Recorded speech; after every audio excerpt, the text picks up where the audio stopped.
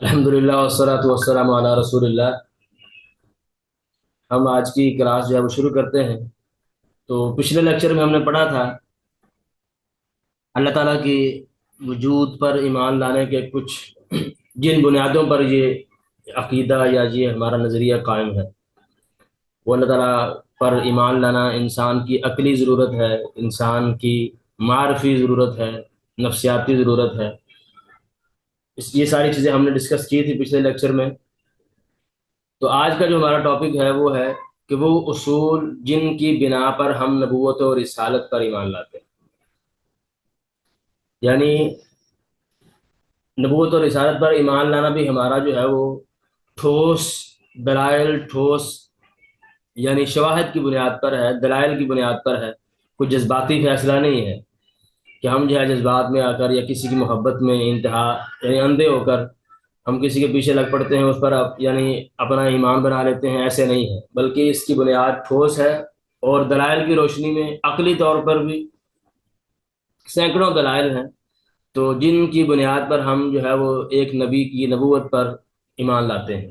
تو وہ آگے اللہ کے رسول کی نبوت کے خاص دلائل جو ہیں وہ اسپیسیفک، وہ آگے ذکر ہوں گے۔ یہ بنیادی پوائنٹ ہیں وہ یہ ہے کہ کیا پہلا پوائنٹ اس حوالے سے یہ ہے کہ عقلی طور پر نبی کا آنا ممکن ہے، انٹلیکچولی جو ہے یہ یعنی یہ پاسبل ہے، اس میں کسی قسم کی کوئی قباحت نہیں ہے، یا ایسا کہہ لو کہ یہ ناممکنات میں سے نہیں ہے۔ تو اس کو سمجھنے کے لیے میں آپ کو چھوٹی سی اگزامپل دے دوں۔ مثال کے طور پر آج سے 150 200 سال پہلے، یعنی ایک وہ چیز ہوتی ہے جو انسان نے جس کا عقل میں تصور، جو عقل میں آتی ہو، پھر جو ہے وہ اس کا وجود میں آنا ممکن ہوتا ہے۔ جو چیز انسان کے عقل میں نہ آ سکتی ہو، اس کا وجود میں آنا ممکن نہیں ہوتا۔ جو چیز انسان کی عقل میں آ سکتی ہے وہ بعد میں واقع بھی ہو سکتی ہے۔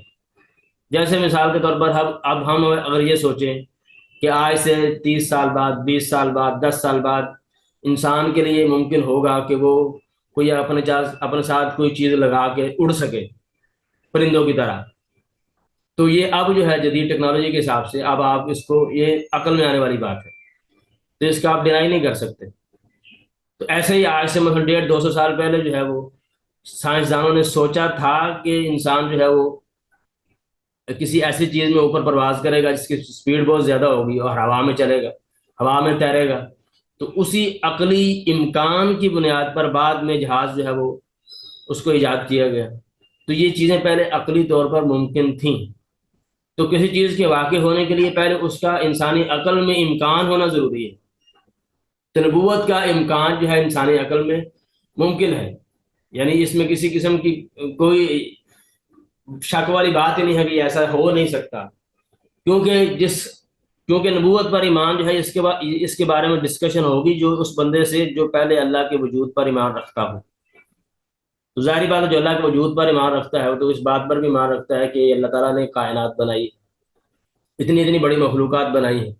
جب اتنی اتنی بڑی مخلوقات بنانا جو ہے وہ عدم سے، جب کچھ بھی نہیں تھا، یہ اس نے بنا لی ہیں، تو ایک نبی کو اپنا پیغام دے کر بھیجنا کوئی مشکل بات ہے؟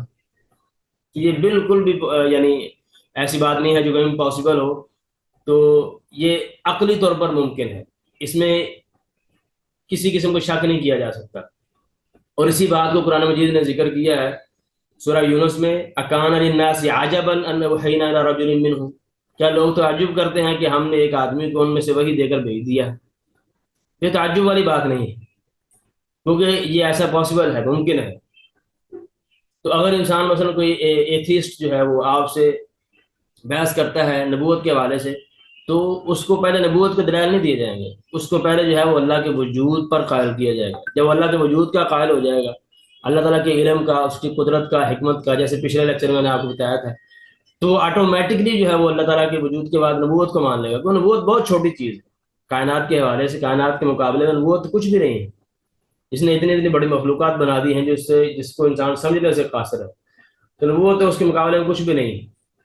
تو اس وجہ سے یہ عقلی طور پر ممکن ہے، یعنی ایسا امکان ہے کہ اللہ کسی بندے کو اپنا پیغام دے کر زمین میں بھیج دے اور وہ اللہ کا پیغام جو ہے لوگوں تک پہنچائے، اللہ کے احکامات لوگوں تک پہنچائے کہ اللہ تم سے کیا مطالبہ کرتا ہے۔ ایسا پاسبل ہے، اس میں کسی قسم کا کوئی شک شبے والی بات نہیں ہے، عقلی طور پر ممکن ہے۔ جب عقلی طور پر ممکن ہے تو اللہ تعالیٰ نے بھیجے بھی ہیں، رسول بنا کر بھیجے ہیں، جیسے آگے ہم اللہ کے رسول کے خاص اسپیسیفک طور پر دلائل ذکر کریں گے تفصیل کے ساتھ۔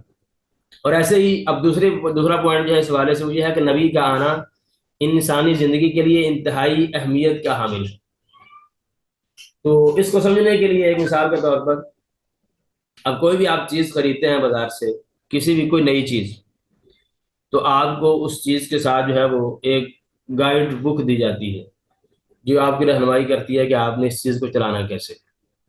آپ مثال کے طور پر گاڑی خریدتے ہیں تو گاڑی کے ساتھ، یا آپ کو مثلاً کوئی مشین خریدتے ہیں کسی بھی طرح کی، کوئی واشنگ مشین ہے، کوئی اور مشین ہے، تو اس مشین کے ساتھ آپ کو گائیڈ بک دی جاتی ہے اس کو چلانے کے لیے۔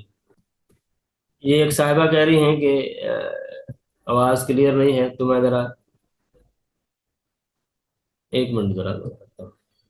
اچھا، تو میں مثال دے رہا تھا کہ جیسے آپ کوئی مشین خریدتے ہیں تو مشین کے ساتھ آپ کو گائیڈ بک دی جاتی ہے کہ آپ نے اس مشین کو چلانا کیسے۔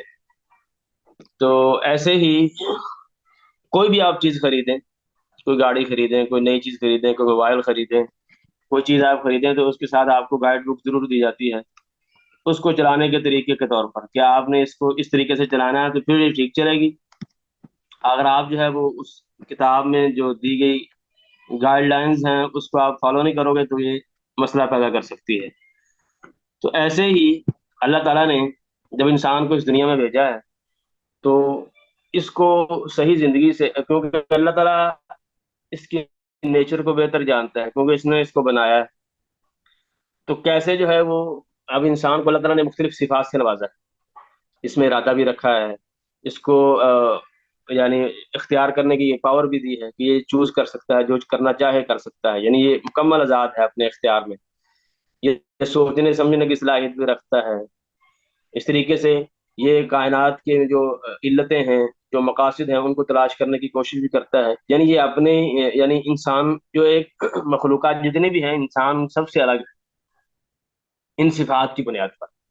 تو اس وجہ سے اللہ تعالیٰ نے اس کو، تاکہ یہ صحیح معنوں میں ان چیزوں پر پورا ترتیب کے ساتھ جیسے اس کو چلنا چاہیے ویسے چلے، تو ایک گائیڈ بھیجی ہے کہ کیونکہ انسان جو ہے وہ اب اس کی اب پوائنٹ یہ ہے کہ انسان زندگی کے لیے انسان کو ضرورت ہے۔ ایک تو یہ ہے کہ انسان نے اپنی زندگی گزارنی ہے، تو کائنات میں جو بھی فساد پیدا ہوتا ہے وہ تبھی پیدا ہوتا ہے جب انسان جو ہے وہ اللہ تعالیٰ کی جو دی گئی ہدایات ہیں ان پر عمل نہیں کرتا۔ یہ قرآن مجید کی بہت ساری آیات اس بارے میں دلیل کے طور پر پیش کی جا سکتی ہیں کہ ظاہر الفساد فی البر والبحر بما کسبت ایدی الناس۔ تو ایسے ہی مثال کے طور پر اب کیونکہ انسان کو اللہ تعالیٰ نے اختیار کرنے کی پاور دی، لیکن جو دوسری مثلا کائنات لگا لیں آپ، گلیکسیز ہیں، سورج چاند ستارے وغیرہ، سمندر، اب ان میں کسی قسم کا بگاڑ پیدا نہیں ہوتا، یہ اپنے پورے پراپر طریقے سے، سورج پراپر ٹائم پہ نکلتا ہے، پراپر ٹائم پہ یعنی غروب ہوتا ہے، چاند نکلتا ہے، گلیکسیز اپنے پورے، کیونکہ وہ اللہ کے حکم کے مطابق چل رہے ہیں، ان میں کسی قسم کا فساد نہیں ہے۔ انسان جو ہے وہ اللہ کے حکم کو یعنی رونتا ہے، وہ نہیں مانتا، تو اس میں فساد پیدا ہوتا ہے۔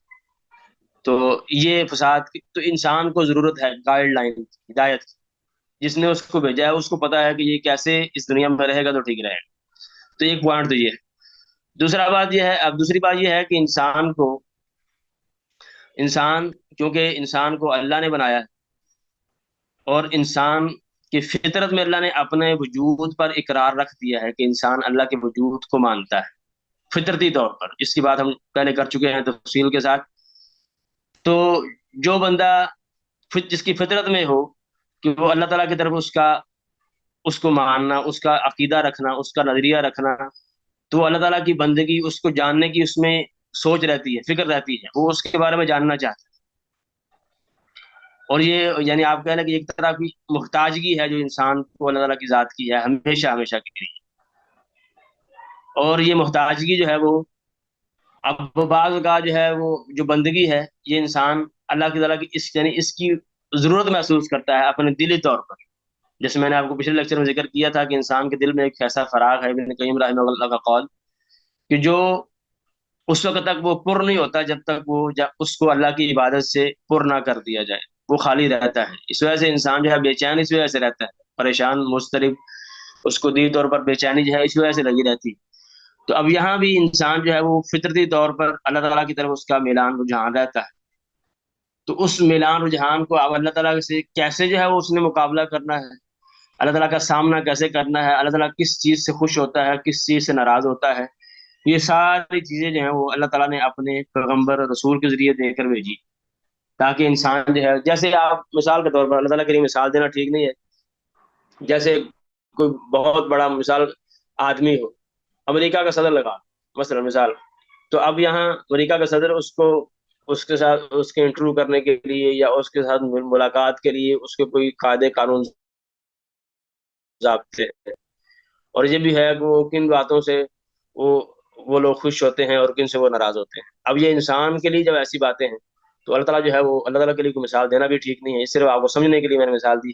تو اب وہ ذات ان چیزوں سے بہت آگے. تو اللہ تعالیٰ کن چیزوں سے خوش ہوتا ہے، کن چیزوں سے ناراض ہوتا ہے، وہ ساری کی ساری چیزیں جو ہیں وہ اللہ تعالیٰ نے اپنی رسول کے ذریعے سارے پیغام دے کر بھیجا ہے.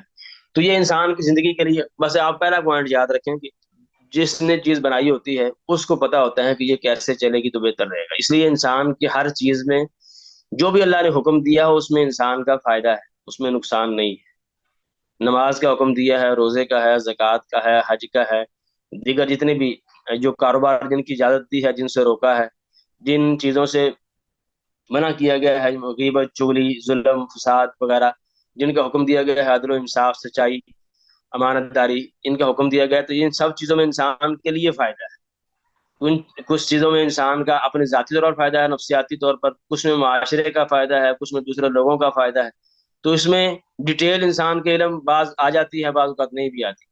تو یہ انسان کی ضرورت ہے نبی کا آنا. تو یہ ساری چیزیں اللہ تعالیٰ جو ہے وہ نبی کے ذریعے جو ہے وہ بھیجتا ہے. اب جو اگلا پوائنٹ ہے تو وہ بہت اہم ہے، جو ہمارے اس ٹاپک سے یعنی زیادہ ریلیٹڈ، کہ نبی کی سچائی پر استدلال کرنا ممکن ہے. یعنی یہ نہیں ہے کہ اللہ تعالیٰ نے کوئی رسول بھیج دیا ہو اور ہمیں پتہ ہی نہ چلے کہ اب اس کو ہم کیسے جانیں کہ یہ نبی سچا بھی ہے کہ جھوٹا ہے. تو اس کے بارے میں نے 4 پوائنٹ آپ کے سامنے لکھے ہیں کہ رحمت الہی کا تقاضا ہے کہ وہ انسان کو اپنے نبی کی سچائی جاننے کے طریقے سے آگاہ کرے. یعنی اللہ تعالیٰ جو ہے وہ اپنے بندوں پر رحیم ہے، رحمت کرنے والا ہے.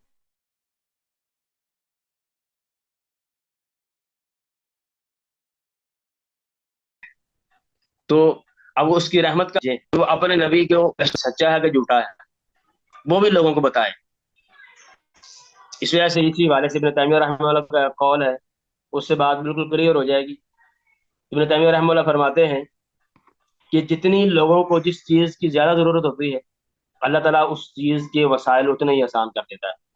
جیسے انسان کو سانس کی ضرورت ہر وقت ہے، ہر لمحے ہے، تو اللہ تعالیٰ ہوا کی ضرورت، تو اللہ تعالیٰ نے ہوا ہر جگہ رکھ دی. اس طریقے سے پانی کی ضرورت بہت زیادہ ہے تو پانی ہر جگہ میسر ہے. کھانے پینے کی ضرورت، کھانے کی ضرورت ہے تو کھانا میسر ہے. تو جتنی جو ہے جس چیز کی زیادہ ضرورت ہے اتنی ہی اللہ تعالیٰ نے وہ میسر بھی کی ہے اس دنیا میں. تو خالق کی معرفت، اللہ تعالیٰ کی معرفت، اس کی نشانیوں کی معرفت، اس کی ربوبیت، اس کی قدرت، اس کی علم کی معرفت، اس کی ضرورت جو ہے وہ کھانے پینے سے بھی زیادہ ہے، انسان کے سانس لینے سے بھی زیادہ ہے. تو جب ان چیزوں کی ضرورت کھانے پینے سے بھی، سانس لینے سے بھی زیادہ ہے، تو اللہ تعالیٰ نے ان کی معرفت کے ذریعے یعنی نبی کو جاننے کا طریقہ، نبی کی سچائی جاننے کا طریقہ، وہ بھی ایسے ہی اتنے ہی ذرائع رکھ دیے. سینکڑوں ذرائع ہیں جن سے انسان جو ہے کسی نبی کی سچائی جان سکتا ہے. آگے تفصیل سے ان کی ڈسکشن ہوگی. تو رحمت الہی یہ تقاضا کرتی ہے کہ اپنے بندوں کو اللہ تعالیٰ ایسے نہ چھوڑ کہ ان کو پتہ نہ چلے کہ سچا نبی کون ہے، جھوٹا کون ہے. ایسے ہی حکمت الہی کا تقاضا یہ ہے کہ جب اللہ نے کوئی رسول بنا کر بھیجا ہے تو ساتھ اس رسول کی سچائی کا دلال بھی ساتھ بھیجے. رسول بھیجا ہے، ساتھ یہ بھی بھیجے کہ یہ رسول سچا ہے. دلیل کیا ہے؟ یہ دلیل، یہ اس کی سچائی کی دلیل ہے. تو تاکہ انسان جو ہے فرق کر سکیں جھوٹے اور سچے میں. تو اللہ تعالیٰ کے ہم عام زندگی میں ایسے کرتے ہیں. مثال کے طور پر آپ نے کسی کو پیغام دے کر بھیجنا ہو کہ یہ میرا بندہ ہے، اس کو آپ نے پیسے دے دینے. آپ کسی کو کال کریں کہ میرا بندہ آپ کے پاس آ رہا ہے، اس کو آپ نے پیسے دے دینے. وہ آپ کو آگے نے یہ کوڈ بتایا، یہ کوڈ آپ کو بتائے گا نا، تو یہ بات یہ آپ سمجھ لینا کہ یہ میرا ہی بندہ ہے. یعنی آپ، یہ انسان اپنی زندگی میں یہ کرتا ہے کہ اگلے بندے کو بتا کے بھیجتا ہے کہ میری طرف سے بندہ آئے گا تو یہ اس کی سچے ہونے کی یہ دلیل ہے.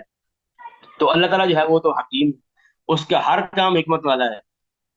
تو اس کی حکمت کا تقاضا یہ ہے جب اس نے رسول بھیجا ہے تو ساتھ اس کے دلائل بھی بھیجے کہ یہ سچا رسول ہے.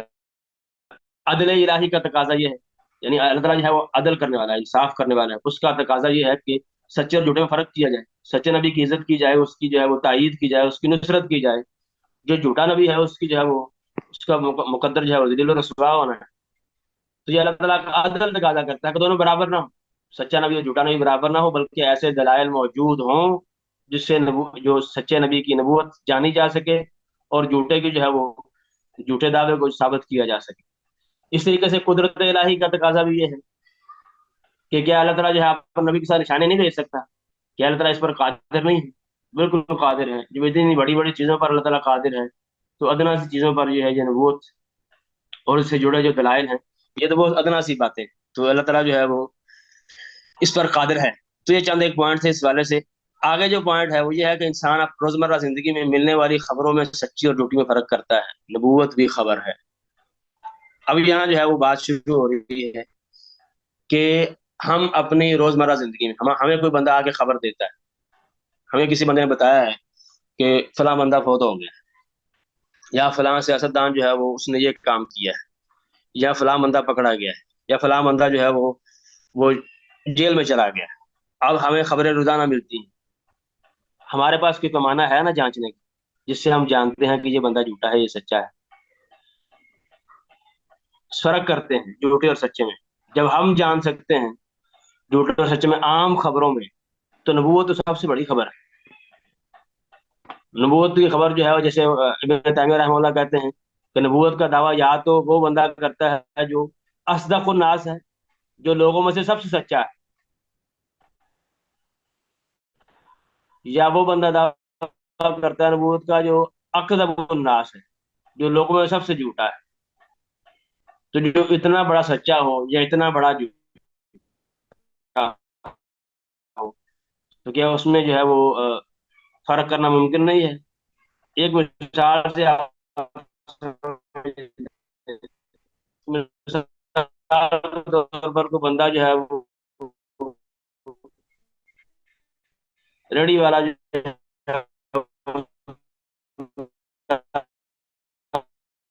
کرے، وہ عام طور پر ریڑی لگاتا ہو، سے میری ملاقات ہوئی کوئی دلال کہ اس کی، تو آپ فوری. اور ایک بندہ جو ہے وہ اصدق الناس، یہ آپ جھوٹے آدمی کا ہے. تو سچے آدمی جھوٹے آدمی فرق کرنا انسان روزمرہ زندگی میں کرتا ہے. تو نبوت بھی خبر ہے.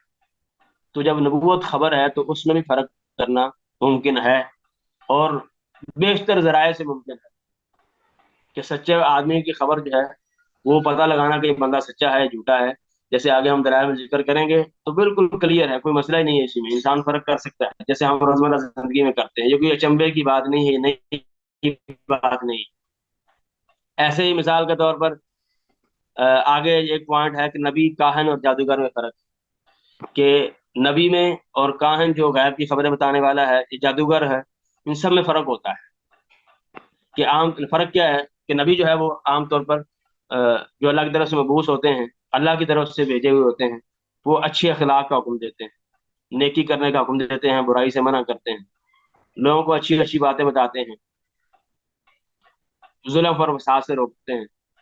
اس کے الٹ جو ہے وہ جادوگر اور کاہن کیا کرتے ہیں، وہ عام طور پر اس کے الٹ باتوں کی خبر دیتے ہیں کہ فلاں کی گردن مروڑ کے ادھر پھینکا ہو، فلاں کو ایسے کر دو، فلاں کو ایسے کر دو. جیسے آپ عام طور پر خبروں میں پڑھتے رہتے ہیں کہ پیر صاحب نے یا اپنے پیر کے، یعنی ایک مرید نے پیر کے کہنے پر جو ہے وہ اپنے بچے کی گردن مروڑ کے اس کو پھینک دیا، یا فلاں کر دیا ہے، یعنی الٹے سیدھے کام.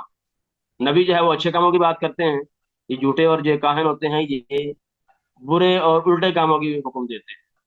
دوسرا فرق جو ہے وہ یہ ہے کہ انبیاء آپس میں ایک دوسرے کی تعریف کرتے ہیں. یعنی ایک نبی ایسا نہیں نظر آئے گا جو سچا نبی ہو وہ اپنے دوسرے نبی کی جو اللہ کی طرف سے بھیجا گیا ہو اس کی کوئی برائی کرے، ایسا ممکن نہیں. لیکن جادوگر اور کاہن جو ہے وہ ایک دوسرے پہ الزام لگاتے ہیں، ایک دوسرے کو برا بھلا کہتے ہیں. اور تیسری بات جو ہے، تیسرا فرق کہ نبوت جو ہے یہ سیکھنے سے حاصل نہیں ہوتی، یہ اللہ تعالیٰ کی طرف سے عطا ہے، اس کا فضل ہے جس پر وہ کر دے. یہ انسان جو ہے وہ صبح سے شام تک مصلی پہ بیٹھا رہے، اس کو نبوت مل جائے، ایسا ممکن نہیں۔ لیکن جادوگری یا یہ کہانت وغیرہ اس طریقے نبوت کے وہ ایسے دلائل ہوتے ہیں جو انسان کے بس میں نہیں ہوتے۔ ایسے دلائل، یہ بڑا اہم پوائنٹ ہے کہ انبیاء جو اپنی نبوت کے دلائل پیش کرتے ہیں وہ ایسے دلائل ہوتے ہیں جو انسان کے بس میں نہیں ہوتے۔ اور جو جادوگر جو ہے، جو اپنے جو جادوگری دکھاتے ہیں، وہ دوسرا جادوگر بھی کر رہا ہوتا ہے، تیسرا بھی کر رہا ہوتا ہے، چوتھا بھی کر رہا ہوتا ہے۔ تو یہ بنیادی چند ایک فروق ہیں جو ایک سچے نبی میں اور کاہن اور جادوگر میں بالکل واضح ہے۔ اور تو سر یہ بھی کہ نبی اپنی تعلیمات پہ خود بھی عمل کر رہے ہوتے ہیں، اور جادوگر اور ان کو دیکھیں تو وہ بالکل عمل یہ میں بالکل پیچھے۔ آپ ایڈ کر سکتے ہیں کہ جادوگر جو ہے عام طور پر جو ہے جیسے یہ وہ عام طور پر ایسے ہی کرتے ہیں۔ آپ نے اچھا اچھا پوائنٹ ریز کیا ہے، یہ ہو سکتا ہے بالکل۔ تو یہ آپ یعنی چند ایک بنیادی فرق ہیں جو نبی اور کاہن اور جادوگر میں کیے جا سکتے ہیں، اور جو آپ نے ایڈ کیا ہے وہ بھی ممکن ہے۔ آگے جو ہے وہ نبوت کے دلائل کی نوعیت کیا ہوتی ہے، تو یہ ہم پڑھ لیتے ہیں، اس کے بعد تھوڑی سی بریک کریں گے نماز کے لیے، یا ہاں نماز کے لیے بریک کریں گے پھر جو ہے پڑھیں گے۔ تو نبوت کے دلائل کی نوعیت، یعنی نبوت کے دلائل ہوتے کس طرح کے۔ پیچھے ہم نے بات کی ہے کہ نبی آنا ممکن ہے، اللہ جو ہے نبی بھیجتا ہے تو اس کے ساتھ دلائل بھی بھیجتا ہے۔ انسان جو ہے وہ اپنی روزمرہ زندگی میں جو لوگ اس کو خبر دیتے ہیں اس میں سچے اور برے میں، سچے اور جھوٹے میں فرق کر سکتا ہے، تو نبوت بھی خبر ہی ہے، اس میں سچا اور جھوٹا جاننا ممکن ہے، یہ کوئی نئی بات نہیں۔ اب یہ دلائل جو اللہ اپنے نبی کے ساتھ بھیجتا ہے اس کی نوعیت کیا ہوتی ہے، وہ دلائل ہوتے کیسے ہیں۔ تو سب سے پہلے یہ ہے کہ وہ دلائل مختلف مختلف طرح کے ہوتے ہیں، دلائل میں تنوع ہوتا ہے، یعنی ایک طرح کے نہیں ہوتے۔ یعنی صرف نبوت کی دلیل جو ہے وہ صرف قرآن مجید نہیں ہے، یا اللہ تعالیٰ کا یعنی سورج کا چاند کا دو ٹکڑے ہو جانا نہیں ہے، یا اللہ تعالیٰ کے رسول کی صداقت نہیں، آپ صادق تھے، امین تھے، یا آپ کی جو مثلا جو آپ نے احکامات دیے ہیں صرف وہ دلیل نہیں، مختلف دلیلیں ہیں، ایک طرح کی دلیل نہیں۔ صرف آپ یہ کہہ دیں کہ صرف آپ کا یہ چیلنج کیا ہے یہ دلیل ہے، یا جو آپ نے غیب کی خبریں دی ہیں یہ دلیل ہے، تو یہ ایک دلیل ہے۔ تو نبوت کے دلائل کی نوعیت یہ ہے کہ مختلف طرح کے ہوتے ہیں، اس میں اللہ تعالیٰ جیسے آگے دلائل آئیں گے، اللہ کے رسول کے شخصی جو ہے وہ بھی ایک پہلو، ایک دلیل ہے۔ آپ کا جو تشریعی پہلو ہے، جو آپ نے احکامات دیے ہیں وہ بھی دلیل ہے، اس کی تفصیل کے ساتھ آگے ذکر آئے گا۔ تو مطلب یہ ہے کہ دلائل ایک طرح کے نہیں، مختلف طرح کے ہیں، ان کا ذکر آگے آئے گا جیسے اللہ کے رسول کی نبوت کے دلائل۔ دوسرا یہ ہے کہ نبوت کے دلائل جاننے کے بعد علم یقین حاصل ہوتا ہے، اس کے بعد انسان کو نبی کی نبوت میں، رسول کی رسالت میں کسی قسم کا شک شبہ نہیں رہ جاتا۔ جی، تو اس کو کسی اور دلیل کی ضرورت نہیں پڑتی، کیونکہ اور دلیل بھی کہ نبوت کے دلائل انسانی قدرت سے جی میں نے ابھی آپ کو پیچھے جو ہے فرق میں بتا دیا ہے کہ نبی کاہن اور جادوگر میں ایک فرق یہ بھی ہے کہ جو نبی دلائل پیش کرتا ہے وہ انسان نہیں پیش کر سکتا، وہ انسان کے بس میں نہیں، انسان اس سے جو ہے وہ عاجز ہے۔ تو اس کا آگے میں ذکر کروں گا تفصیل کے ساتھ۔ تو تیسرا جو چوتھا پوائنٹ یہ ہے کہ نبوت کے دلائل نبی کے ساتھ ہی خاص ہوتے ہیں۔ یہ آپ کہہ لیں کہ پچھلا تیسرا چوتھا ایک ہی ہے، ملتے جلتے ہیں، کہ نبوت کے دلائل جو پیش کیے جاتے ہیں وہ صرف نبی دے سکتا ہے، کسی جادوگر، کسی شاعر، کسی پاگل یا کسی کاہن وہ دلائل پیش نہیں کر سکتا۔ کوئی اس طرح کے دلائل لا کر نبی کو چیلنج بھی نہیں کر سکتا، یعنی یہ نہیں ہے کہ کوئی نبی نے کوئی دلیل پیش کی ہو بطور نبی ہونے کے، یعنی نبوت کی دلیل پیش کی ہو اور کوئی بندہ عام بندہ جو ہے وہ دلیل لا کر پیش کرے کہ ہاں یہ آپ نے پیش کی ہے، اس میں برابر نہیں ہے، اپنی نبوت کے ہیں وہ سارے برابر نہیں ہیں۔ میں تو دیکھا تک نہیں تھا۔ سب آگے جب مثال کے طور پر اب یہ دلیل ہے کہ اللہ کے رسول کے ہاتھ سے جو ہے وہ کثرت کے ساتھ کھانا ہو جانا۔ آپ نے جابر کی روایت میں آتا ہے رضی اللہ تعالیٰ عنہ کہ جب انہوں نے اللہ کے رسول کی دعوت کی تو آپ نے کہا کہ مجھے جب تک میں آپ کے پاس آ نہ جاؤں، آپ نے ہنڈیا سے برتن سے وہ ڈکن نہیں اٹھایا، تو آپ نے دعا کی، جواب ڈالا، وہ کھانا جو ہے بہت زیادہ ہو گیا، 1400 صحابہ کرام نے کھایا، تو یہ بھی ایک دلیل ہے۔ تو اب یہ آپ کہیں کہ یہ اتنی قوی دلیل ہے، تو اتنی قوی دلیل نہیں، لیکن ایک دلیل ہے۔ اس طریقے سے پتھروں کا آپ کو سلام کرنا وغیرہ وغیرہ بہت سے دلائل ہیں۔ تو یہ سارے دلائل ہیں، تو ہر ایک دلیل قوت میں ایک جیسی نہیں ہے، کوئی دلیل بہت قوی ہوتی ہے، کوئی تھوڑی سی کمزور ہے، کوئی درمیانے لیول کی ہے، لیکن سب کو ملا کر آپ دیکھیں گے تو آپ کو علم یقین حاصل ہو کہ یہ جو بندہ ہے جس نے یہ دلائل پیش کیے ہیں وہ سچا نبی ہے، کسی مزید دلیل کی ضرورت نہیں ہے، اور یہ واقعتاً اللہ کی طرف سے بھیجا ہوا ہے۔ اور اب ہم انشاءاللہ نماز کے بعد جو ہے یہ اللہ کے رسول کی نبوت کے دلائل جو ہے وہ ذکر کریں گے۔ جب اللہ کے رسول کی نبوت کے دلائل ذکر کر دیے جائیں، آپ کی رسالت ثابت ہو جائے گی، تو یہی دلائل یا اس طرح کے ملتے جلتے دلائل باقی انبیاء کے ہوتے ہیں، تو ان کی آٹومیٹکلی جو ہے وہ نبوت ثابت ہو جائے گی۔ نبوت کے حوالے سے کہ نبوت عقلی طور پر ممکن ہے، اور نبوت کے دلائل کس طرح کے ہوتے ہیں، ان کی خاصیت کیا ہے، تو آگے جو ہے جو اسپیسیفک ہمارا ٹاپک ہے جس پر ہمیں زیادہ فوکس کرنا ہے، وہ یہ ہے کہ نبوت، رسول اللہ صلی اللہ علیہ وسلم کی نبوت کے دلائل، یعنی اللہ کے رسول کی نبوت کے دلائل کیا ہے، یا کیسے ہم جو ہے کسی کو اللہ کے رسول کی نبوت کا قائل کر سکتے ہیں۔ تو اس حوالے سے بعض علماء نے دلائل کس یعنی طریقے سے ذکر کیے ہیں، بعض نے ایک دلیل کو ذکر کیا ہے، بعض نے دو چار دلیلوں کو ذکر کر دیے ہیں۔ تو میں نے جیسے پیچھے آپ کو بتایا تھا کہ نبوت کے دلائل جو ہے وہ مختلف نوعیتوں کے، ایک طرح کے نہیں۔ تو اس حوالے سے جو تقسیم میں نے آپ کے سامنے رکھی ہے، جو بعض علماء نے کی ہے، وہ ہے یہ 6 طرح کی تقسیم، یعنی کچھ دلائل جو ہیں وہ نبوت کے شخصی اور اخلاقی کمال، یہ بھی دلیل ہے نبوت کی، اس کی وضاحت کرتا ہوں۔ اس طریقے سے شریعت سازی میں کمال، یہ بہت بڑی دلیل ہے۔ اس طرح آپ صلی اللہ علیہ وسلم نے اپنی زندگی میں ایسے کام کیے ہیں جن سے صاف ظاہر ہوتا ہے، یہ ساری تفسیر ہم پڑھتے ہیں۔ تو پہلی جو بات، جو پہلا پوائنٹ ہے اللہ کے رسول کی نبوت کے اس بات کے حوالے سے، وہ ہے شخصی اور اخلاقی کمال، کہ اللہ کے رسول جو ہیں وہ اپنے حسب و نسب میں اور اپنے اوصاف میں، اخلاق میں، سلوک میں، رویوں میں وہ کمال کو تھے، یعنی جتنا انسان جو ہے وہ کامل ہو سکتا ہے، آپ اس انتہا کو پہنچے ہوئے تھے، وہ کسی بھی صورت میں ہو، آپ کی یعنی تخلیق ہو، آپ کی چہرے کی خوبصورتی ہو، شکل و صورت کی خوبصورتی ہو، آپ کی زبان کی فصاحت و بلاغت ہو، آپ کا حسب نسب ہو، آپ کی عقل، یعنی وہ عقلی قوت جو ہے انسان کی انتہائی عقل مند، آپ کی فہم و فراست، آپ کا علم، آپ کی بصیرت، آپ کا صبر، آپ کی بردباری، آپ کی عاجزی انکساری، عدل و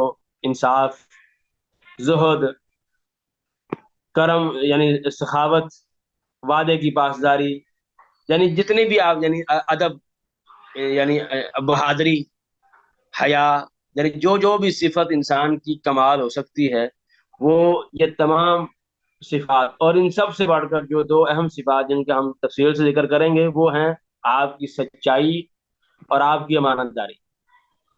یہ تمام صفات میں اور سچائی اور امانت داری میں آپ انتہا کو پہنچے ہوئے تھے، اور اسی کو آپ نے بطور دلیل کے پیش کیا کہ قد لبثت فیکم عمر من قبل افلا تعقلون، کہ یعنی آپ نے اپنی قوم کو مخاطب کر کے کہا کہ میں نے تم میں ایک عرصہ گزارا ہے، کہتا کیا تمہیں ابھی بھی یقین نہیں کہ میں سچا نبی ہوں، یعنی میری زندگی سابقہ آپ کے سامنے ہے، تو پورا یعنی 40 سال کا پیریڈ جو ہے وہ آپ کے سامنے ہے، اس کے باوجود آپ میری رسالت پر ایمان نہیں لاتے، تو تعجب کی بات ہے۔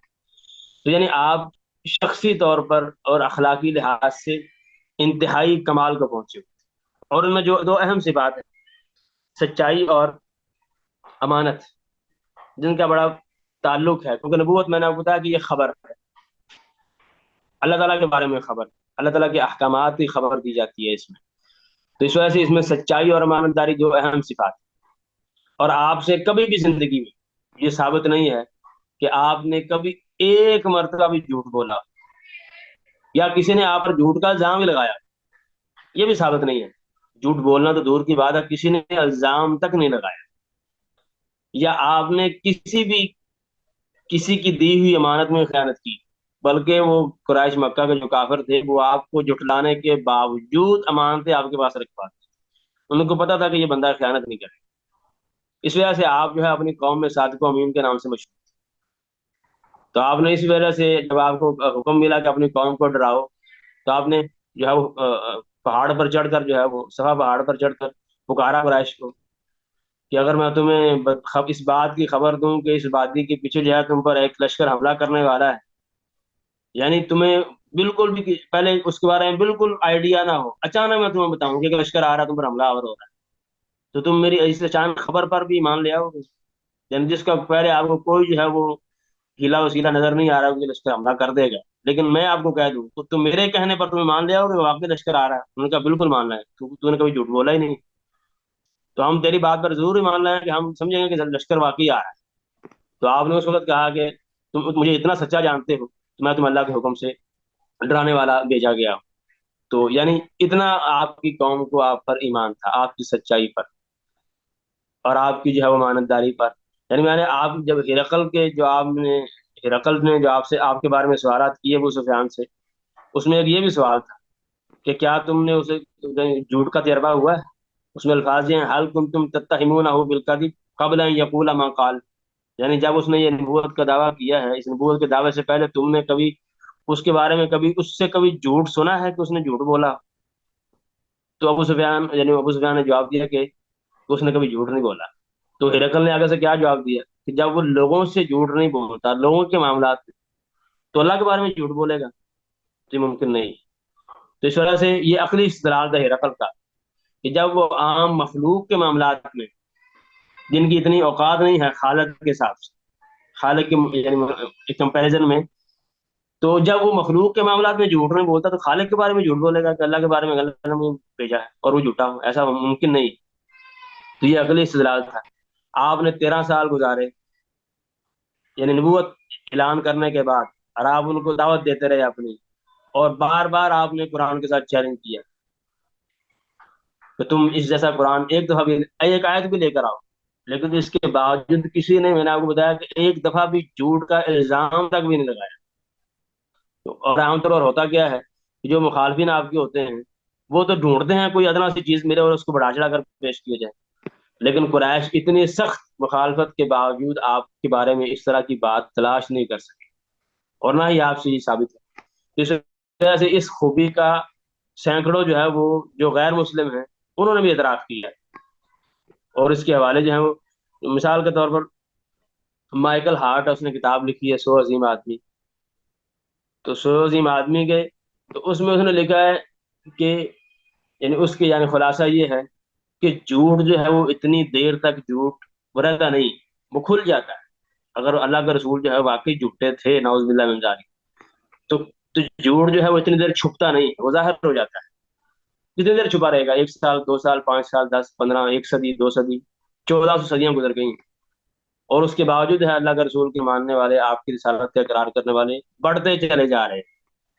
جب بڑھتے چلے جا رہے ہیں تو مطلب یہ ہے کہ یہ بات جھوٹی نہیں ہے، سچی. کیونکہ اگر جھوٹ ہوتا تو جھوٹ واضح ہو جاتا ہے. جھوٹ یہ قدرت کا قانون ہے کہ جھوٹا سچے سے الگ ہو جاتا ہے.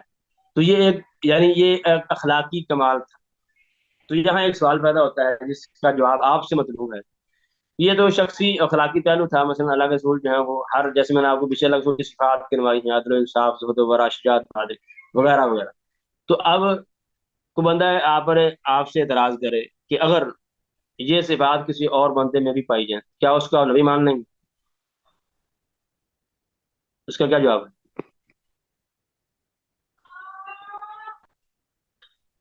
کوئی صاحب جواب دے گا؟ یہ رضوان صاحب آج نئے آئے ہیں یا مجھے پہلی دفعہ نظر آ رہے ہیں؟ تو کائنڈلی اگر میری بات آپ کو سنائی دے رہی ہے تو سر جواب دینا دوبارہ پسند ذرا کریں گے. دہرائیے گا سر سوال یہ کوشچن. ہے کہ ابھی میں نے اللہ کے رسول کی رسالت کے حوالے سے یہ ذکر کیا ہے کہ آپ شخصی اور اخلاقی لحاظ سے انتہا کو پہنچے ہوئے تھے، یعنی جس مقام تک انسان پہنچ سکتا ہے اس سر سے آگے نہیں جا کچھ سکتا.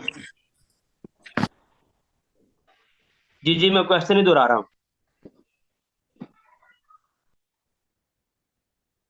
آپ کو میری آواز کلیئر آ رہی ہے؟ ہیلو. جی کلیئر آ رہی ہے. جی میں کہہ رہا ہوں کہ جب اللہ کا رسول جو ہے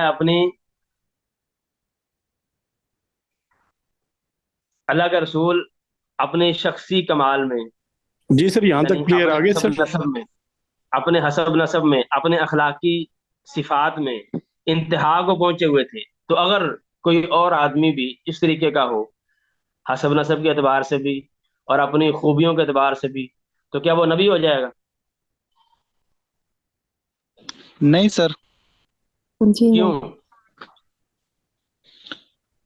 سر یہ تو اللہ کا فضل ہے نا، وہ جس پہ چاہے کرے. مطلب حسب و نسب ہو، یہ تو اللہ تعالیٰ نے خود چنتا ہے نا جس بندے کو اس نے نبوت کا عہدہ دینا ہوتا ہے. جی ٹھیک ہے، کوئی اور بندہ جواب دے گا؟ بہت شکریہ.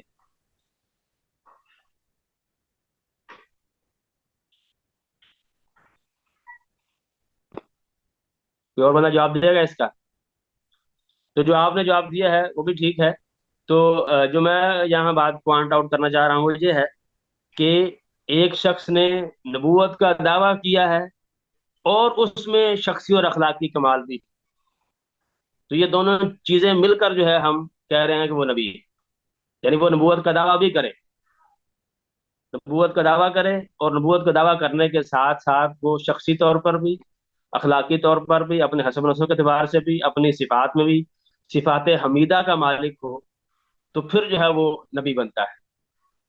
صرف اچھی صفات کا ہونا جو ہے، یہ تو ہر انسان سے مطالبہ ہے کہ وہ اچھی صفات کا حامل بنے، اللہ کے رسول کی صفات کو اپنائے، وہی شجاعت ہو، وہی بہادری ہو، وہی سخاوت ہو، وہی عدل و انصاف ہو. لیکن کیا اس سے نبی بن جائے گا؟ نہیں. نبی تب ہوگا جب ساتھ نبوت کا دعویٰ بھی کرے، نبوت کا دعویٰ کرے اور ساتھ یہ صفات بھی ہوں شخصی اور ذاتی اخلاقی. تو یہ یعنی اس بات کی دلیل ہے کہ وہ نبی ہے. یہ ریاض صاحب یہ ہینڈ ریز کر رہے ہیں. جی جی جی، میرا سوال یہ ہے کہ آپ نے یہ فرمایا ہے کہ اگر اس کے اندر جو اوصاف حمیدہ اس کے اندر موجود ہے اور وہ اب نبوت کا دعویٰ کرے تو ہم اس کو نبی مان لیں گے. یہ تو ممکن نہیں ہے، کیونکہ اس طرح تو داویان جو نبی تھے وہ اسی طرح کرتے تھے اپنے زمانے میں. مگر اس کی جب ہمارے جو اگلے کولیگ نے جو بات کی ہے وہ کہ اللہ کی طرف سے ہمیں کوئی نہ کوئی نبوت کی مطلب یہ کہ نشانی ملے کہ وہ مطلب انہوں نے اس طرح کی چیزیں بتائی ہوں، کوئی معجزہ دکھایا ہو، جب ہم ان کو نبی مانیں گے. تو یہ تینوں چیزیں مل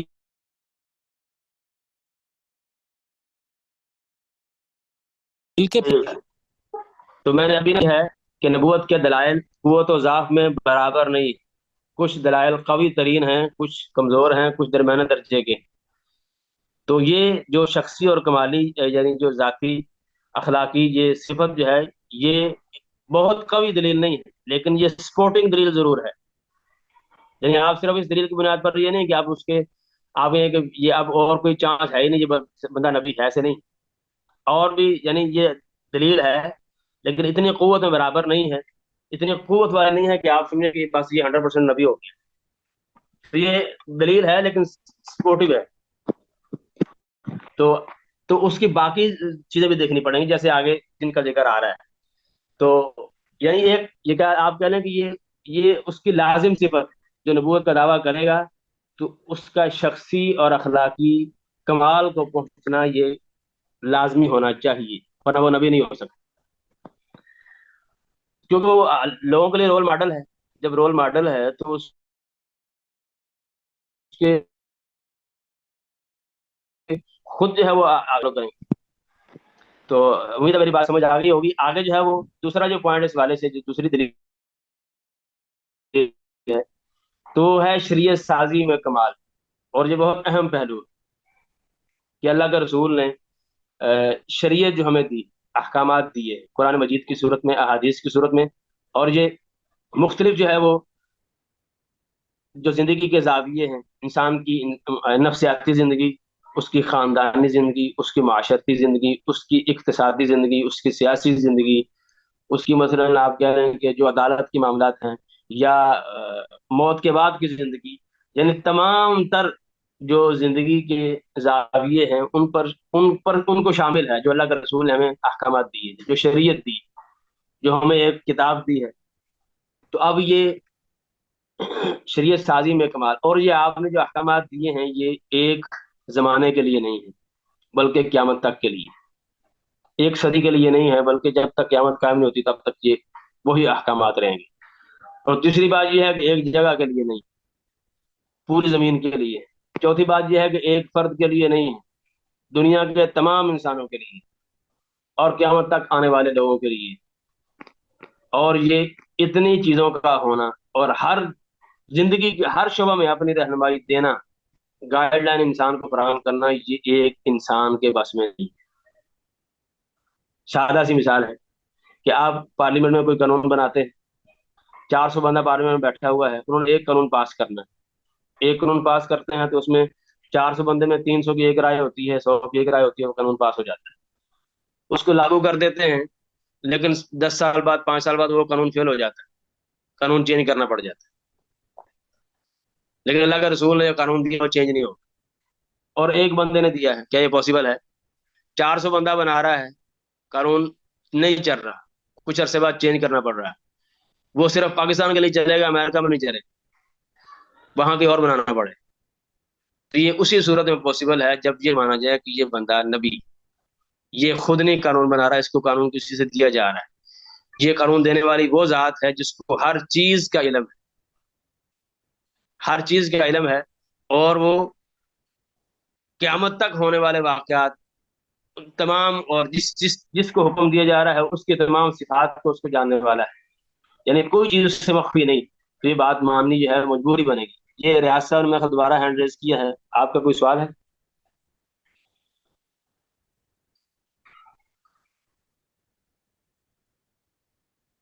اچھا، تو یہ شخصی کمال، اور میں سادہ سی مثال دیتا ہوں آپ کو کہ اب مثال کے طور پر جو وراثت کے احکامات ہیں، وراثت کے احکامات جو ہیں وہ 3 4 آیتوں میں اللہ کے رسول نے دیے، قرآن مجید کی 3 4 آیتیں ہیں۔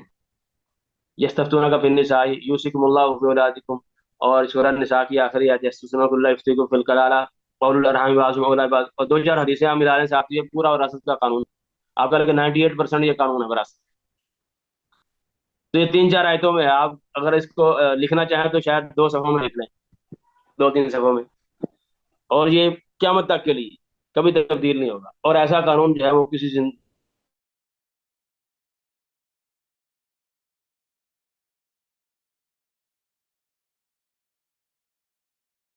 دیکھنے تو ان کی 3 تقسیم ہو، تو اتنا جنگ قانون دینا کسی انسان کے بس میں ہے ہی، یہ وہی ذات دے سکتی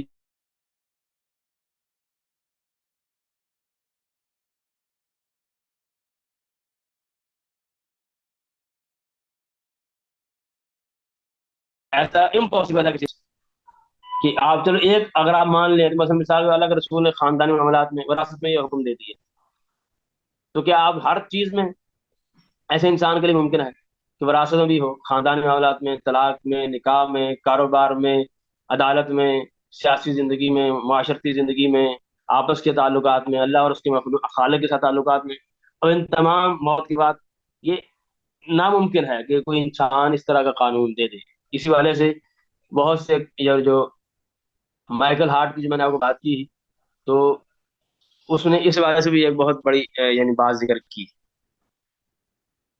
کہ وہ کتاب اس کی پڑھنے والی ہے، مائیکل ہارٹ کی، ول ڈورانٹ کی، جو انہوں نے اس طریقے سے، اور بہت سے یعنی مفکر ہیں مغربی، یعنی جو مغربی مفکر، یہ ایسا ہونا انسان کے بس میں نہیں۔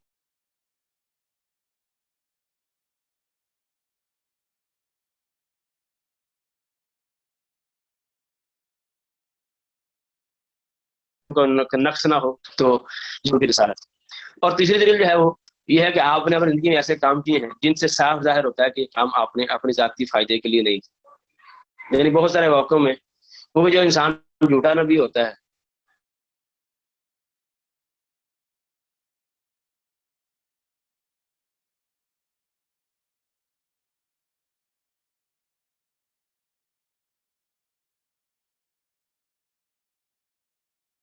ایسے کام نہیں کرتا، یعنی ایسے بہت سارے ایسے کام ہیں لے سکتے۔ مثال کے طور پر اس کی پہلی دلیل کیا ہے اس پوائنٹ کی، کہ اللہ کے رسول نے یعنی پورے وثوق کے ساتھ، پورے اطمینان کے ساتھ دعوت دی،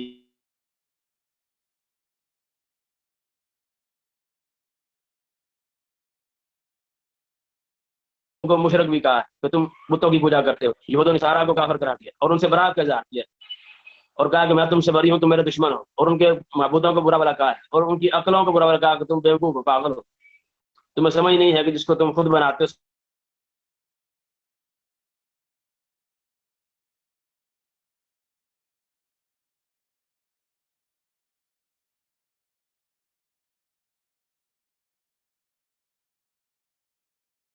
سر آواز اسی کے بیچ سے ساتھ کٹ جاتی کو جو بندہ جھوٹا ہوتا ہے وہ نہیں کہہ سکتا.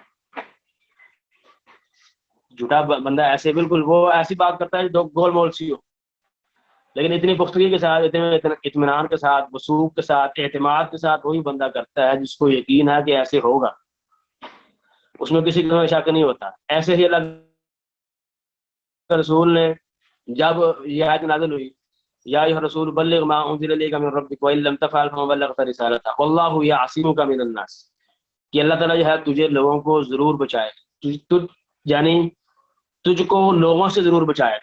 تو اللہ کے رسول نے جو آپ کے صحابہ کرام میں آپ کی نگرانی یعنی آپ کی وہ سکیورٹی کی فرائض سر انجام دیتے ہیں، ان کا اگر تم آج سے چلے جاؤ، اللہ تعالیٰ نے میری حفاظت کا ذمہ لے لی ہے، اب تمہاری ذمہ یعنی سکیورٹی کی مجھے ضرورت نہیں ہے، اللہ تعالیٰ نے مجھے کہا کہ میں تمہیں بچانے والا ہوں. تو آپ نے فوری جو ہے آپ نے سکیورٹی واپس کر، تو تم جو ہے چلے جاؤ، مجھے کوئی ضرورت نہیں ہے. تو جھوٹا نبی ایسے کر سکتا ہے؟ بالکل نہیں ایسے کر سکتا، اور یہ قرآن کی دلیل ہے. اللہ کے رسول نے ابو لہب کے بارے میں، اور یہ بہت قوی پوائنٹ، ابو لہب کے بارے میں سورہ لہب نازل ہوتی ہے، اس میں ہے کہ تبت یدا ابی لہب وتب ما اغنی عنہ مالہ وما کسب، کہ ابو لہب اور اس کی خلاصہ یہ ہے کہ ابو لہب اور اس کی دونوں جہنم میں جائیں. اس سورت کے نازل ہونے کے بعد ابو لہب 10 سال زندہ رہا، تقریباً 10 سال. اگر وہ چاہتا تو صرف جھوٹ موٹ گئی، صرف زبانی کہا تھا کہ میں مسلمان ہو گیا، تو ثابت ہو جاتا کہ تو نے تو مجھے کہا تھا جو جہنمی ہے جہنم میں داخل ہوگا، تو لے میں اسلام قبول کر لیا، اب بتا. تو ایسا ابو لہب نے جھوٹ کا بھی نہیں کہا. تو اس سے پتہ چلتا ہے کہ یہ بات، یہ خبر اس ذات نے دی ہے جس کو پتا ہے کہ یہ جھوٹ سے بھی نہیں کہے گا، کہ ابو لہب جو ہے بالکل بھی کلمہ جو ہے وہ چاہے جھوٹا ہی زبان سے کہ نہیں کہے. تو بہت بڑی قوی دلیل ہے. میری آواز کلیئر نہیں آ رہی، کٹ رہی ہے؟ سر بیچ میں سے غائب ہو جاتی ہے پھر تھوڑی دیر بعد آتی ہے، ابھی تو ٹھیک ہے. اچھا چلیں، میرے پاس نیٹ تو ٹھیک آ رہا ہے، کوئی ایشو تو نہیں دے رہا وہ. چلیں، تو بہرحال تو میں مثال دے رہا تھا کہ اگر ابو لہب جو ہے اللہ کے رسول کے حساب ہے، کیونکہ آپ نے سر عام کہا ہے، سورہ لہب سب کو پڑھ کے سنائیے کہ ابو لہب جو ہے وہ جہنم میں داخل ہو، اس کی بیوی جہنم میں داخل ہو. اگر ابو لہب جو ہے وہ چاہتا اللہ کے رسول کو جھوٹا ثابت کرنا، تو صرف زبانی کہہ دیتا کہ میں کلمہ پڑھتا ہوں، تو نے مجھے کہا ہے کہ تو جہنمی ہے، میں کلمہ پڑھتا ہوں، اب تو میں جنتی ہوں، لیکن اس نے زبانی بھی نہیں کہا. تو اس سے پتہ چلتا ہے کہ یہ اس ذات نے خبر دی ہے جس کو پتہ ہے کہ یہ زبانی بھی نہیں کہے، جھوٹ موٹ کا بھی نہیں کہے گا، یہ جہنمی ہے. اس طریقے سے مثال کے طور پر اللہ کے رسول نے مستقبل کے بارے میں خبریں دی، مستقبل کے حوالے سے خبریں دی ہیں اور ڈرایا ہے کافروں کو کہ میں تمہیں فلاں چیز سے ڈراتا ہوں، فلاں چیز سے ڈراتا ہوں، اور پوری وثوق کے ساتھ، بغیر کسی یعنی اس میں شک شبہ. تو اس سے بات قطعی سیغے کے ساتھ کہ اس میں بالکل دو ٹوک بات ہے. جیسے آپ نے بتایا کہ مسلمانوں کو کہ تم جو ہے وہ بیت المقدس فتح کرو گے، تو مسلمانوں نے بیت المقدس فتح کیا اللہ کے سر رسول کی روم وفات کے میں بعد. رومیوں کی جو فتح کا بھی ذکر. جی جی بالکل، اور روم کی فتح کا ذکر ہے سورہ روم میں، الف لام غلبت الروم فی ادنی الارض. اور یہ جب آیت نازل ہوئی تو اس کے تقریباً 6-7 سال بعد جو ہے وہ یہ بالکل بعین ہی واقع ہو گئے. تو یہ غیب کی خبر دینا آپ نے اس طریقے سے، آپ جو ہے وہ یہاں ایک وہ اہم پوائنٹ یہ ہے کہ اللہ کا رسول جو ہے پوری زندگی جو ہے آپ نے فقیری میں گزاری. آپ کے پاس کچھ مال بھی نہیں تھا، نہ آپ کے پاس گھر میں اتنا کھانا پڑا تھا کہ آپ نے اسٹاک کیا ہو مال جو ہے کئی سالوں کا. تو اگر آپ چاہتے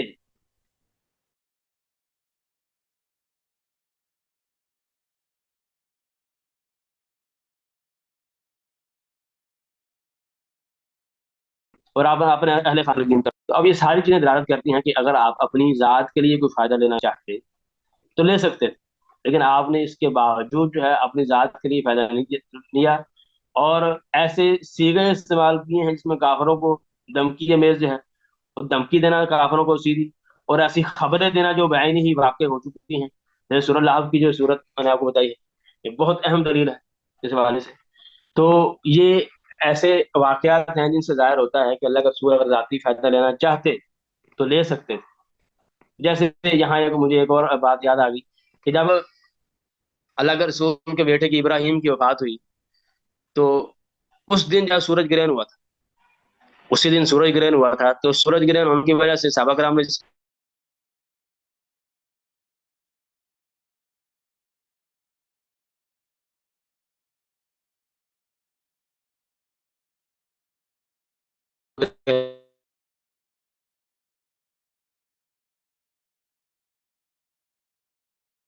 ایسے گرہن نہیں ہوتا، اللہ کے حکم سے ہوتا ہے جب ہوتا ہے، تو آپ ہوتا ہے وہ تو ایسے موقع ڈھونڈتا ہے کوئی ایسی چیز ہو وہ اپنے لیے بطور دلیل کے پیش کر سکے، لیکن اللہ کے رسول نے یہاں نہیں کہا کہ نہیں یہ واقعی میرے بیٹے کے مرنے کی وجہ سے ہوا ہے، نہیں، بلکہ اللہ کے حکم کی وجہ سے ہوا ہے۔ تو یہ چاند ایک واقعات اور بھی بہت سارے واقعات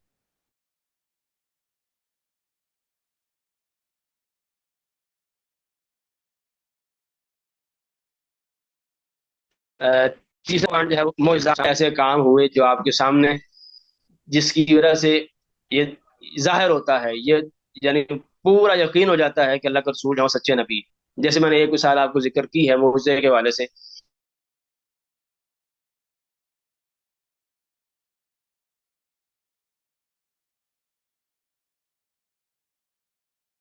تھوڑا کھانا ہی زیادہ ہو گیا کا چلنا آپ کے لیے، یعنی آپ جو ہے خدا حاجت کے لیے گئے، درخت چل کے آپ کے پاس آئے اور آپ کو جو ہے وہ آس پاس جو ہے وہ تاکہ لوگ یعنی ایک رکاوٹ بنا دی لوگوں سے اوجھل ہونے کے لیے، نظروں سے اوجھل ہونے کے لیے، پھر واپس چل کے چلے گئے۔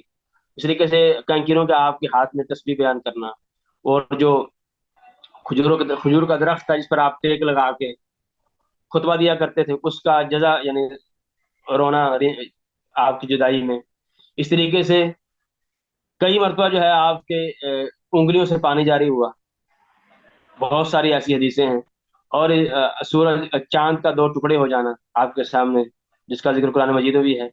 تو یہ بہت ساری ایسے ہیں جہاں اللہ تعالیٰ نے جو قدرت کے قوانین ہیں ان کو توڑ دیا۔ اب جو میں نے پیچھے آپ کو ذکر کیا تھا کہ جو نبی بطور نبوت کے دلیل پیش کرتا ہے وہ کاہن جادوگر نہیں پیش کر سکتا۔ تو یہ چہرے یعنی آپ کے ہاتھوں سے پانی کا نکلنا یا چاند کا دو ٹکڑے ہو جانا یہ حقیقی طور پر ہوا تھا۔ یہ جادوگر جو کرتے ہیں یہ نظروں کا دھوکا ہوتا ہے، یہ حقیقت میں نہیں ہوتا۔ تو یہ آپ کی آنکھوں سے واقعات، آپ کی جو ہاتھوں سے انگلیوں سے واقعات پانی جاری ہو گیا، بلکہ علماء کا اختلاف موجود ہے کہ جو آپ کے ہاتھوں سے پانی نکلا تھا وہ افضل ہے کہ زمزم کا پانی افضل ہے۔ تو بہرحال تو یہ معجزات کا ظہور جس کا ذکر جو ہے نا آپ دلائل نبوہ کی کتابوں میں تفصیل کے ساتھ پڑھیں گے، بہت سارے امام مہدی کی کتاب ہے اور بہت سے علماء نے کتاب لکھی ہے، تو تفصیل کے ساتھ اس بات کا ذکر ہے۔ تو چوتھی بات ہے جو آپ نے غیب کی خبریں دی، جو بھی ایک سسٹر نے ذکر کیا ہے غیب کی خبروں کے حوالے سے، جو روم کا واقعہ تھا کہ آپ نے خبر دی کہ الف لام میم غلبت الروم فی ادنی الارض وهم من بعد غلبهم سيغلبون، کہ روم کو پہلے جو ہے وہ شکست ہو گئی ہے، دوبارہ پھر وہ غلبہ حاصل کرے۔ تو ایسے ہی ہوا، اللہ کے رسول نے خبر دی اور کچھ سالوں بعد جو ہے رومی دوبارہ فتح یاب ہوئے۔ تو آپ نے غیب کی خبریں دی اور ویسے ہی ہوئی جیسے آپ نے خبر دی۔ جیسے میں نے بھی آپ کو بتایا کہ آپ نے قسطنطنیہ کی فتح کی خبر دی، اور آپ نے خبر دی کہ جو میرے بعد جو ہے بیت المقدس فتح ہوگا، اور ویسے کہ ویسے یعنی ویسے کی ویسی واقع ہو گئی جیسے آپ نے بتایا تھا، اس میں کسی قسم کا رد و بدل نہیں ہوا۔ اور ایسے ہی ایک حدیث میں آتا ہے کہ اللہ کے رسول نے رات غالباً کسی جگہ پڑاؤ کیا ہوا تھا تو سخت ہوا چلی، تو آپ نے حکم دیا کہ کوئی بندہ جو ہے وہ کھڑا نہ ہو، وہ بیٹھا رہے۔ تو ایک آدمی نے جو ہے وہ کھڑا ہو گیا، تو تو اس کو ہوا نے اٹھا کے وہ بہت دور پھینک دی۔ تو یہاں بھی اللہ کے رسول نے یعنی ایڈوانس میں اس کو خبر دی کہ وہ بندہ کھڑا نہ ہو ورنہ اس کو ہوا لے جائے گی۔ تو ایک بندہ کھڑا ہو گیا کسی وجہ سے، تو اس کو ہوا نے دور پھینک دیا جائے، اور آپ نے اس طرح خبر دی کہ جو بدر کے جو کافر ہیں وہ آپ نے نشان لگا کے بتایا کہ اس جگہ جو ہے امیہ بن خلف جو ہے گر کر مرے گا، اس جگہ فلاں جو ہے کافر گر کر مرے گا، فلاں کافر یہاں مرے گا، فلاں کافر یہاں مرے گا. تو ویسے کا ویسا صحابی کہتا ہے کہ میں بعد میں دیکھتا رہا کہ جو اللہ کے رسول نے پہلے نشان بتایا تھے وہیں بالکل وہیں ایگزیکٹ 1 انچ بھی آگے پیچھے نہیں تھا، اسی جگہ پہ وہ کافر مرا. تو یہ غیب کی خبریں ہیں جو دلالت کرتی ہیں کہ وہ غیب انسان کے بس میں نہیں. اور یہ ایک دفعہ نہیں ہوا، سینکڑوں بار ہوا ہے. بہت ساری ایسی حدیثیں، قرآن کی آیات ایسی ہیں جو بعض غیب کی خبریں ہو چکی ہیں رونما، اور بعض نہیں ہوئی، ہوں گی. جیسے آپ نے خبر دی ہے کہ عیسیٰ علیہ السلام آئیں گے، ایک جانور نکلے گا جو لوگوں سے باتیں کرے گا، اس طریقے سے دجال آئے گا، مہدی، یاجوج ماجوج. یہ غیب کی خبریں جو آنے والی ہیں، جو آئیں گی. اور بہت ساری ایسی ہیں جو غیب کی خبریں آ چکی ہیں. تو یہ بھی ایک دلیل ہے، کوئی غیب جو ہے انسان کے بس میں نہیں. اور سب سے آخری جو ہے وہ پوائنٹ قرآن کریم. اب قرآن کریم جو ہے یہ سب سے بڑی دلیل، اور یہ زندہ معجزہ ہے، یعنی آپ کی وفات کے بعد بھی یہ معجزہ قائم ہے. تو قرآن کریم جو ہے یہ بھی ایک دلیل ہے. اور یہاں ایک جو بات ذکر کرنا ضروری ہے وہ یہ ہے کہ اللہ کے رسول کو جس زمانے میں بھیجا گیا تھا اس زمانے میں فصاحت و بلاغت کا دور تھا، زبان دانی کا جو ہے نا وہ دور تھا. لوگ شعر و شاعری پر ایک دوسرے پر فخر کیا کرتے تھے کہ میرا جو ہے وہ قصیدہ تجھ سے افضل ہے، اس میں فلاں فلاں طرح کے میں نے الفاظ استعمال کیے ہیں، یہ فلاں فلاں پوائنٹ کی وجہ سے تیرے قصیدے سے بہت افضل ہے. یعنی لوگ اس پر فخر کیا کرتے تھے، اور باقاعدہ اس کی محفلیں ہوا کرتی تھی. حج کے موقع پر، دوسرے موقع پر مختلف ان کے پروگرام ہوا کرتے تھے. تو اللہ کے رسول کو بھی اللہ تعالیٰ نے ویسا ہی معجزہ دیا کہ جو جس چیز میں وہ انتہا کو پہنچے ہوئے تھے، یعنی اس دور میں فصاحت و بلاغت عربی زبان میں انتہا میں تھی مکے کے علاقے میں، اور مکے کے آس پاس جو عرب قبائل تھے. تو اللہ کے رسول نے اللہ تعالیٰ نے ویسا ہی معجزہ دیا کہ یہ انتہا کو ہیں اپنی فصاحت و بلاغت میں. چلو یہ قرآن کریم ہے، یہ میرا نازل کرتا ہے، اس طرح کا لا کے دکھائیں. یہ بھی قرآن ہے، وہی حروف ہیں جو یہ استعمال کرتے ہیں الف سے لے کر یہ تک، وہی حروف ہیں، ذرا اس طرح کا قرآن لا کے دیکھیں. تو وہ اس طرح کا قرآن لانے سے عاجز آ گئے، وہ اس طرح کا قرآن نہیں لا سکے. تو یہاں قرآن کریم معجزہ ہے. تو اس کے حوالے سے میں نے 2 پوائنٹ آپ کے سامنے ذکر کیے ہیں. کہ پہلا پوائنٹ یہ ہے کہ یہ ممکن ہی نہیں، کیونکہ اعتراض کیا جاتا ہے کہ قرآن کریم کو اللہ کے رسول نے شاید خود گڑھ لیا اپنی طرف سے.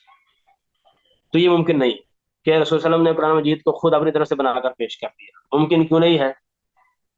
تو اس کے بہت سارے دلائل ہیں. پہلی دلیل یہ ہے کہ قرآن میں بہت ساری ایسی باتیں ہیں کہ جو رسول اللہ علیہ وسلم کے لیے ممکن ہی نہیں ہے کہ اپنی طرف سے پیش کر سکے. سابقہ قوموں، یعنی اپنی ذہانت سے، اپنی قابلیت سے ان چیزوں کو پیش کرنا انسان کے بس میں ہے ہی نہیں. جیسے اس میں سابقہ قوموں کے احوال کا ذکر ہے، قوم سمود کا ذکر ہے، عاد کا ذکر ہے، ابن اسلام کی قوم کا ذکر ہے، شعیب کی قوم کا ذکر ہے، قوم لوط وغیرہ وغیرہ، موسیٰ علیہ السلام کی قوم، سب کا ذکر ہے. تو یہ ایسی چیزیں ہیں جو انسان اپنی عقل ذہانت کے بل بوتے پر پیش نہیں کر سکتا. تو یہ بالکل ممکن نہیں. اگر کوئی بندہ کہے کہ یہ اللہ کے رسول نے کسی اور سے سیکھ لیے ہوں گے، تو یہ میں آگے اس کا جواب دیتا ہوں. دوسری دلیل یہ ہے کہ یہ ممکن کیوں نہیں ہے قرآن کریم اللہ کے رسول نے خود گڑھ لیا ہو. وہ یہ ہے کہ اللہ کے رسول خود امی تھے، اور سارے مکہ کے لوگوں کو پتا کہ آپ امی ہیں، پڑھنا لکھنا جانتے نہیں ہیں، اور آپ نے کبھی سفر بھی نہیں کیا، بلکہ آپ کبھی مکہ سے باہر گئے ہی نہیں سوائے 2 دفعہ. ایک دفعہ بہت چھوٹے تھے اس وقت گئے تھے، اور جب آپ دوسری دفعہ گئے تھے تو بہت تھوڑے عرصے کے لیے تجارت کی غرض سے گئے تھے، واپس آ گئے تھے، جس موقع پر آپ کی بحیرہ سے ملاقات ہوئی تھی. وہ قصہ بھی آگے میں ذکر کرتا ہوں. تو اب یہاں جو ہے وہ کہ قرآن ممکن نہیں ہے کہ اللہ کے رسول نے خود گڑھ لیا. پہلی دلیل کیا ہے کہ اس میں ایسی باتیں ہیں جو اللہ کے رسول اپنی قابلیت، اپنی ذہانت سے بیان نہیں کر سکتے. اگر کوئی بندہ یہاں اعتراض کرے کہ اللہ کے رسول نے سابقہ قوموں کی کتابوں کو پڑھ لیا ہوگا، تو ان کتابوں کو پڑھ کے آپ نے اپنے الفاظ میں اس کو بیان کر دیا ہو، تو ایسے بھی ممکن نہیں ہے. کیونکہ پہلی بات تو یہ ہے کہ آپ نے کوئی سفر وغیرہ جیسے میں نے بھی ذکر کیا، نہ آپ نے سفر کیے ہیں، نہ تجارت کی غرض سے آپ مکہ سے باہر گئے ہی نہیں، بندہ باہر گیا ہی نہیں، وہ کیسے جانے گا سابقہ قوموں کی کتابوں کو. دوسری بات یہ ہے کہ آپ عربی زبان کے علاوہ کوئی زبان جانتے ہی نہیں. اور تیسری بات یہ ہے کہ جن کتابوں کا ذکر ہو رہا ہے، یہ سابقہ قوموں کی کتابوں، وہ کون سی کتابیں تھیں؟ وہ تورات انجیل وغیرہ تھی، زبور تھی. اور تورات زبور انجیل وغیرہ یہ ان کا ترجمہ ہی نہیں ہوا تھا عربی زبان میں. یہ تو عربی زبان میں ترجمہ 1 صدی بعد ہوا ہے، یعنی اللہ کے رسول کی زندگی میں یہ ترجمہ میسر ہی نہیں تھا. تو کیسے آپ نے یہ کیا آپ نے ان کتابوں میں سیکھ کے بیان کرتے ہو قرآن مجید؟ اور اگر کوئی بندہ یہ کہے کہ آپ کو کسی اور نے سکھایا ہے اور کسی اور نے آپ کو یہ خبریں دی ہیں، تو یہ بات بھی ٹھیک نہیں ہے، کیونکہ ایسی کوئی دلیل نہیں ہے کہ آپ نے کسی اور سے کوئی چیز سیکھی۔ صرف ایک دلیل پیش کی جاتی ہے کہ وہ بحیرہ راہب سے آپ کی ملاقات ہوئی۔ تو بحیرہ راہب سے جو آپ کی ملاقات ہوئی ہے، پہلی بات تو یہ ہے کہ یہ حدیث ٹھیک نہیں، اور یعنی اس کی صحت میں اختلاف۔ اگر آپ اس کو صحیح بھی مان لیں تو اس میں صرف بحیرہ کو یہ ذکر ہے ہی نہیں کہ بحیرہ نے آپ کو کچھ چیز سکھائی۔ اس نے صرف اس میں اتنا ذکر ہے کہ اس نے آپ کی نبوت کا اعلان کیا کہ یہ بندہ نبی ہو، اور پھر جو ملاقات ہوئی تھی وہ کوئی خفیہ تو نہیں تھی، سب کے سامنے تھی۔ اگر اس نے کچھ سکھایا تھا تو قریش بعد میں کہتا کہ یہ سارا کچھ سیکھ کے آیا ہے بحیرہ سے، تو کسی نے ایسا کیوں نہیں کہا؟ اور ابو طالب آپ کے ساتھ تھے اس وقت، اور یہ ملاقات اتنی مختصر تھی تو اتنا سارا کچھ کیسے یعنی سیکھ سکتے تھے آپ؟ اتنی مختصر سی ملاقات، یہ ممکن نہیں ہے۔ یہ دعوے جو ہے سارے بلا دلیل ہیں، بغیر دلیل کے ہیں کہ آپ نے اس کو کسی یا کسی اور بندے نے آپ کو یہ سکھا دیا ہے سارا کچھ۔